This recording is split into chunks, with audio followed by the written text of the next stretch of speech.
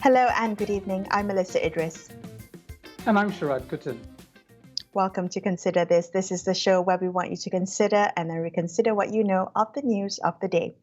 Scores of full-time athletes have been dropped from national training programs due to a major budget cut to the National Sports Council, which goes by the Malay acronym MSN.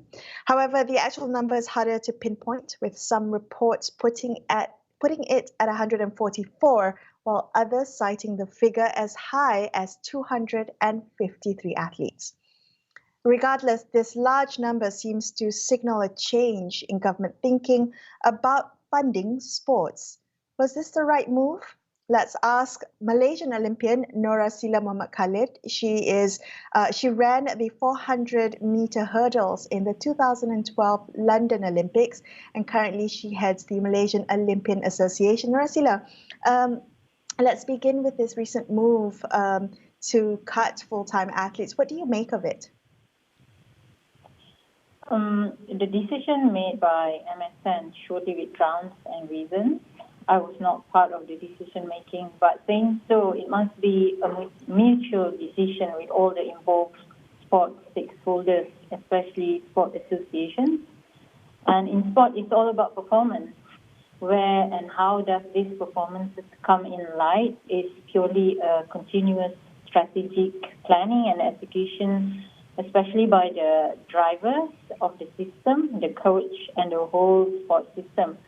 And of course, to me, when I heard of the news that all these athletes were dropped, especially this year with all the games coming in light soon, which is the SEA Game, Asian Game, Commonwealth Game, and in 3 years' time, which is really short to really think about it, in Paris Olympic Game.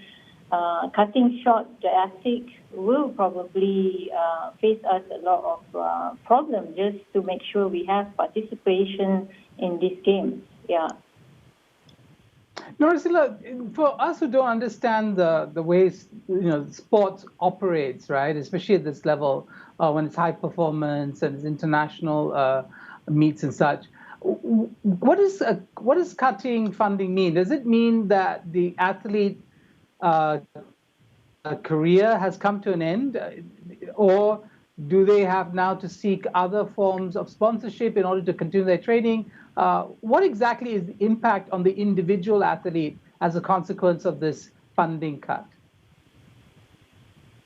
Well, to me, I think after so many years with so many programs that the National Sports Council and also the government, KBS, developed, I think it's about time that we make some changes, definitely.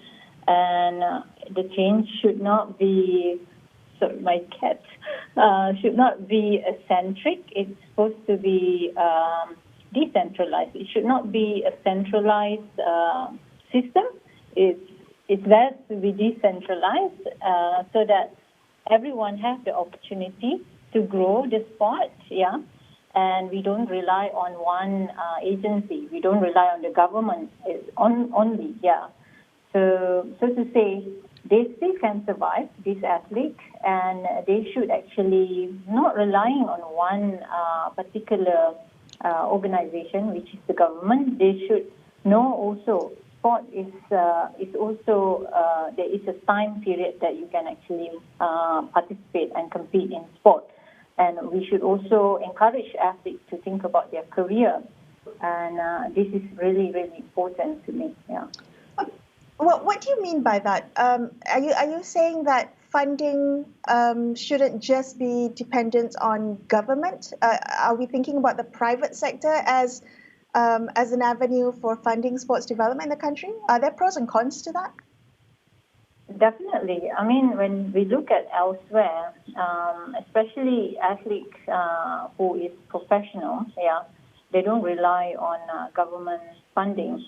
And this actually means more sport industry has to drive the sports, Whereas here in Malaysia, most of the time the drive come from the government. I think it's about time that we change that, And athletes also should be, we cannot treat athletes as professionals, which is actually a problem here in Malaysia. Sometimes it's like they're actually being funded by the government, but at the same time, they also been treated as professionals.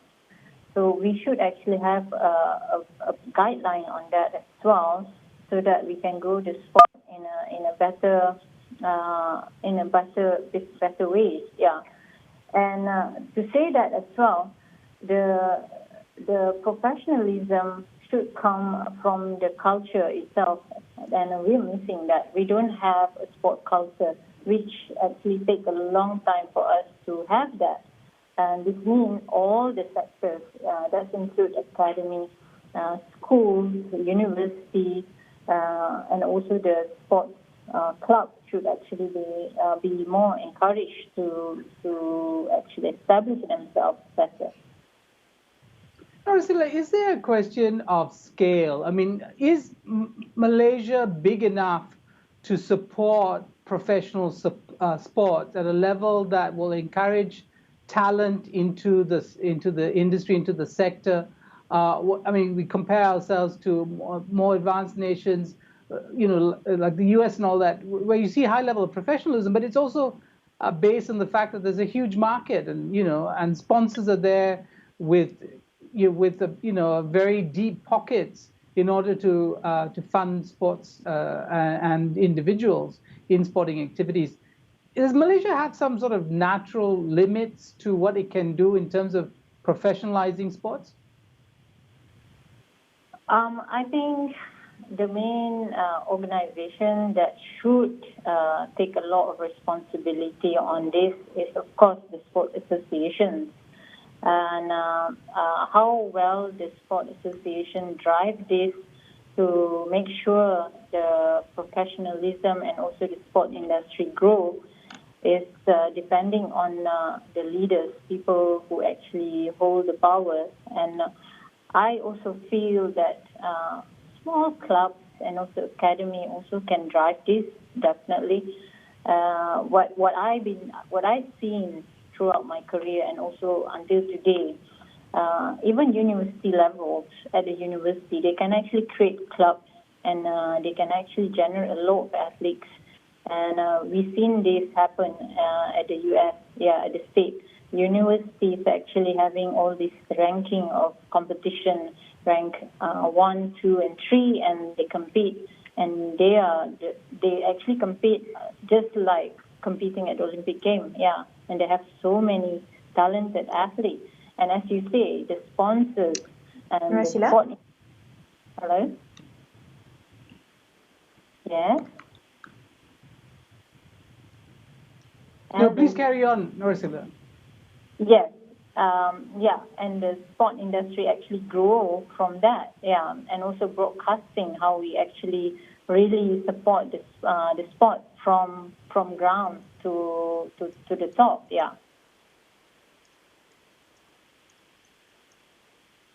Okay, so so when you look at this piece of news, it doesn't, at least from what I'm hearing from you, it doesn't sound like you're very critical of it. You're saying that this is a natural consequence of the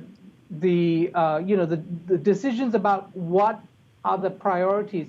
Can you help us understand, if you had a look at some of these numbers, do you have a sense of what government priorities are at this point in time? Where will we head in terms of sports development? Honestly, I don't know.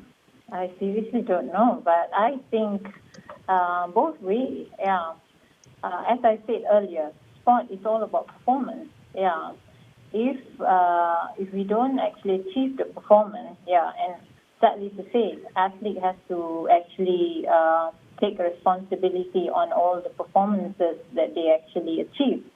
And we cannot just blame the athlete. It's the whole structure, the whole ecosystem that goes to coaches, sport associations, the support systems, sports science, and everything else. But we have been spending a lot on all this, and we have been doing the same thing over and over again, year by year. What I'm saying is how they cut the number to the total number of 144 athletes. There must be a reason, yeah, definitely, and we should know about it definitely. And what is next? I think Right. what the answer it should be how we actually overcome this. Who will represent the country? How are we gonna develop sports without these athletes? Coming back to something you said a little bit in the earlier in the interview, you mentioned that Malaysia doesn't have a sports culture. We haven't built a sports culture. It's going to take a long time for us to do that. I'm just wondering the impact of this budget cut, of the funding cuts, of cutting all these athletes. What kind of impact do you think this will have on us building that sports culture?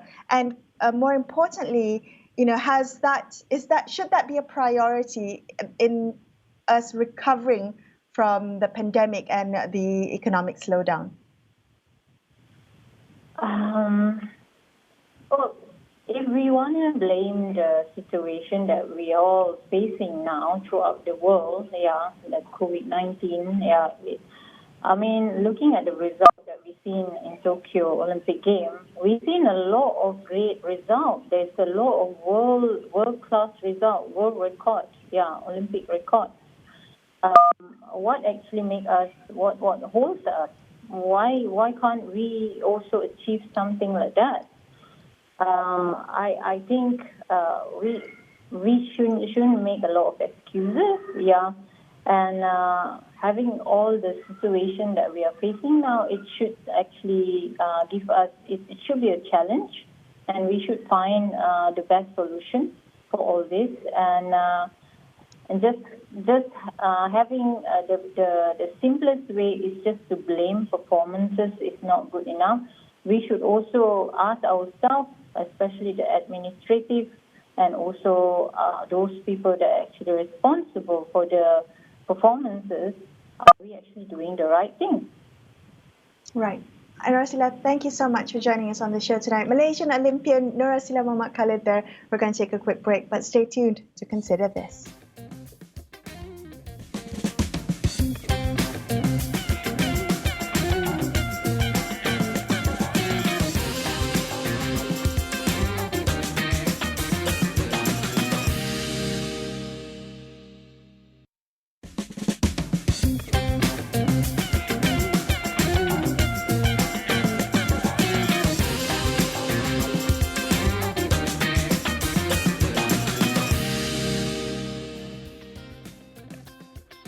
Thanks so much for staying with Sharaad and I on Consider This. However, if you've just joined us on the show, we're discussing the deep budget cuts to the sports sector, resulting in the National Sports Council dropping scores of full-time professional athletes. Joining us now, we have sports journalist Haresh Deol. He's the co-founder and editor of the news site 2213. Haresh, let's talk a little bit about the reasons why there was a budget cut in the first place. The idea was to channel the funds to post-pandemic recovery efforts. And I'm just wondering whether you think this was the right move in terms of government spending priorities. Look, let's just establish first that why the elite program was not budgeted in the 2022 budget. There was that flaw there, and no one is now coming up front to say who was responsible for not including that budget in the 2022 budget. So that's the first thing. And second thing, obviously there will be budget cuts all around due to the pandemic, due to the floods, and a host of other stimulus programs that the government has embarked on. So naturally there will be budget cuts, and sports is usually the first to receive or to be impacted by such budget cuts. Harish, why is it that sport is the first to receive those cuts? I mean, do you think that policymakers think less of sports as a component in national priorities? I mean, why exactly Would you say that? I mean, is that does that come as a surprise to you? Look, budget cuts happen, and sports is often the first to be at the receiving end, is simply because a lot of people do not seem to understand what sports is all about. When it comes to an athlete winning a gold medal, you'd see every single politician jumping on the bandwagon. However, when it comes to the financing of sports or any such initiatives, whether it's for the elite or the masses, it's always the first to be sidelined. And I think it's the same with the arts and culture as well, industries in the country. So yeah, it's actually a question that we need to ask the policymakers. Do they really understand the power and the impact of sports, or do they think of just sports as just being another entertainment, so to speak? Right. What do you understand to be the reasons or the rationale? Is there any, can you make head or tail over who has been cut and why they've been cut? It seems to me that not all sports are, equal in the eyes of policymakers or budget deciders. Look, I think, Melisa, we need to establish first that there was a budget cut to begin with. Why? Because there was no peruntukan, no allocation in the budget 2022. That's number one. As a result of that, 144 athletes who were deemed underperform, they were not performing, so to speak, were axed from the list. Obviously, due to the budget cuts, there will be a shift in the form of resources. And as such, instead of the Ministry of Finance or the powers that be at the Sports Ministry being answerable to this, we see the National Sports Council, the funding arm of the ministry, being the main target for this. That's not entirely correct and fair for them, because they are merely playing with the finances based on what they receive at the end of the term. Haresh, so that's a problem there. Yeah. Haresh, do you think this was an oversight when it came down to budget allocations? And if you remember, when we did have the budget allocations last year, it was in the middle of a very fraught political period for our country. Was this an oversight, you reckon? And the athletes paying for it? Well, Melisa, I from what I've been informed, yes, I think there was a massive oversight. And if the ministry can deny this, I mean, please put it on record. Just like how they should put on record that why the recommendation from the Podium Program Enhancement Committee has not been made public, why the National Sports Vision 2030 has still not been made public, why the accounts of the 2017 SEA Games have still not been made public. So please make public to why there's this disparity in the allocation, thus resulting in 144 athletes being axed. Yes, true, some of them did not perform. But if there was an allocation, or there was supposed to be an allocation, then we wouldn't be seeing 144 athletes being axed. So yes, I would love to hear answers from the respective authorities, especially from the Youth and Sports Ministry. So, Harish, I mean, what you're suggesting is basically poor governance, and it's something that plagues much of government in Malaysia in all kinds of sectors. But when it comes to budget, we know that there's a long-standing way around the problem, which is a supplementary budget, and governments often go back to Parliament and add more to the budget, right? So if there was a supplementary budget, whether they admit it or not, that there was an oversight on their part, I mean, this can be corrected if they think it's necessary. Sharaad, I'll direct that question to someone from the ministry, and I hope that person would answer it, because we've been finding for that answers as well.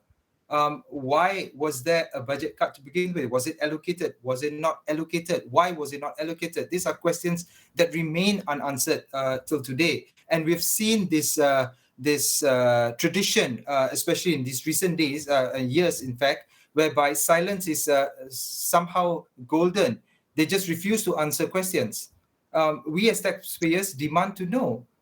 If you say there are budget cuts, then budget cuts should be across the board. Why is it that this morning the FA of Malaysia received 10 million ringgit from the government? What makes football so special? What about the other 144 athletes? Right. Well, funding has always been an issue within sports development, and I think relying on the government only for funds can also, have some of its own problems. I'm just wondering, Harish, whether there is a way for sports to be developed without relying completely on government funding. Sorry, Melisa, I couldn't hear you. Could you repeat that? Sorry, whether there is a way for sports to be developed without relying completely on government funding solely. Okay, Melisa, that's a question that we've been trying to answer for decades. Now, we have to look at our system. We are too much of a handout. We are living in a pretty much a handout system whereby the association still, till today, despite the word professionalism, they like to bandy that word around, but despite that, till today, they are still not self-sufficient. So it's a very simple concept whereby if you're still staying under your dad's roof, you follow his rules and you just accept the pocket money he gives you. It's the same with what's happening in Malaysian sports. Until and unless sports associations generally start standing on their own feet and derive some form of income and monetize their efforts, their athletes, their activities, only then we would see some form of breakaway and more independence in the form of the way they manage their funds.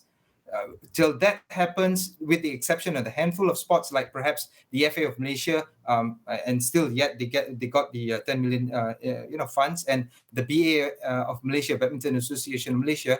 The other sports associations generally do not have the financial means to stand on their own to send athletes out. So that is the real problem, and thus they hunger for government money. Harish, just moving slightly ahead of, taking the conversation a little further, which has to do with, athletes' welfare, because I wonder what happens to all these athletes who have suddenly been dropped, whether they were warned, whether there's a kind of a period in which they have to make these adjustments to themselves. But also this really stunning bit of news, and maybe it's a bit sensational, which is of the story of this Paralympic athlete who won many medals and now is having to peddle tissue paper in order to survive. I mean, is there no thinking about the long-term welfare of athletes by these associations, by government, when they think about sports? Okay, Sharaad, let's be fair here, yeah? There are avenues for athletes to request for some form of assistance, and there are programs within the ministry where that supports athletes. If they, let's say, for example, they want to advance their career, they would like, to get a scholarship or to study. So there are options. There is such help within the ministry, more specifically within the National Sports Council. I know for a fact that some of these athletes have refused such assistance because some of them believe they need more, or they are entitled to more. Some have declined positions, for example, but there are others who claim they've been left from the system. Now, this is something that if true, they've been left out, then this needs to be addressed. If you're talking specifically to the Paralympian, I believe the former Deputy Youth and Sports Minister, Stephen Sim, had clarified the issue on his social media account, saying that he had extended assistance. And we can all read it on his Twitter. So it really depends on case-to-case basis, but there are avenues out there for athletes. Okay, I do want to ask you though, because there's a lot of talk about the potential, the number of medals that have been won. Is it right to tie funding based or funding and support based on medals won or the potential to win medals? Okay, for me, for example, medal per se is not the only or sole benchmark for funding. It should be based on consistency. It should be based on progress. However, medal is often used as the barometer or the benchmark simply because it's easier to justify. It's not, an athlete gets X amount of medals, and he or she deserves funding. If you fail to get a medal, you don't receive funding. However, you need to look at the timing. For example, you need to look at the performance. You need to understand that their peers in the region have all progressed. So what's the use of supporting someone who may have won 2 gold medals back to back, but the timing's nothing to shout about? compared to a person who's got potential, but yet because of the peers in this region, or perhaps in the world, they have progressed. So that particular athlete is then left out. That shouldn't be the way. I believe there should be another way to formulate to ensure that which is not open to abuse as well. Thank you so much, Haresh Deol of 2213 there, wrapping up this episode of Consider This. I'm Melisa Idris. And I'm Sharaad Kuttan, signing off for the evening. Thank you so much for watching, and good night.